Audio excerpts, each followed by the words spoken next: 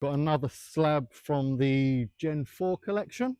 This one it's got a slow lip on it, but it has a bit more intricate detail. When stones weather in nature, they very often end up with holes, divots, and often erode all the way through the stone. That's what we're replicating in this slab. In terms of a color palette, it's kind of a mix between a sandstone with a little bit of amber and rust in there, but with all the colors have been dulled down quite a bit because there's already a lot going on with this slab. As you can see, again, very lightweight, this one for the size. Have all these nice little divots and holes, which, to be honest, you can choose to cover them up if you want to. You can leave as many as exposed as you want. Very large drainage holes for such a big slab. And as you can see with the colors, they are subtle, but when you wet them, it comes through. And what I've done with this one, which is quite rare in slabs, is I don't know if the camera picks it up, but there's a slight glisten in there.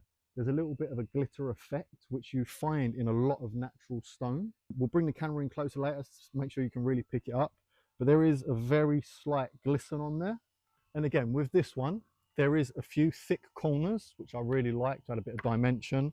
There is a slightly lower front to it, but because of the shape, there is no definite front to the planting. You can have a little bit more of a lip. You'll notice there's high points on both sides and low points on both sides. It really opens up a lot of options.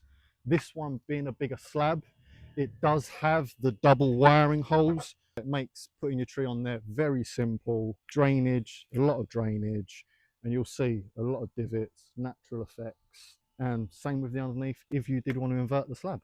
This big boy is coming in at just over 9 kilos, which again, for the size and the scale, is very, very light. In fact, thanks to the way that we make the slabs. Lengthwise, you have around 88 centimeters to play with. Depth-wise, we are looking at around 49, maybe even 50 for the external. Again, planting-wise, you can come in on the edges, but just so you have got a lot of space to play with. Right, with this slab, we decided to scale up a bit and show you what it can look like with a big scale tree. Again, you don't want the slab to overpower the tree, you want it to work. This tree does have some orangey tones in it that work well with the slab, but just to give you an idea of scale and how you can work with shape and complement the style of slabs, as you can see, you get a real lot of depth in the planting and nothing is overpowering each other.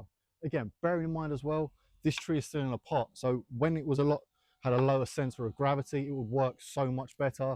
We are going to do those videos at some point, but just for today, we just want to give you an idea of scale, structure, working with shapes, and how you can create just a real masterpiece with stone and wood, and work with your trees, not against them. What I love about working with pines on stone is that the bark and the texture really complements the texture in the slab. Again, as you can see, amazing drainage in this stone, and it just really brings the whole piece together.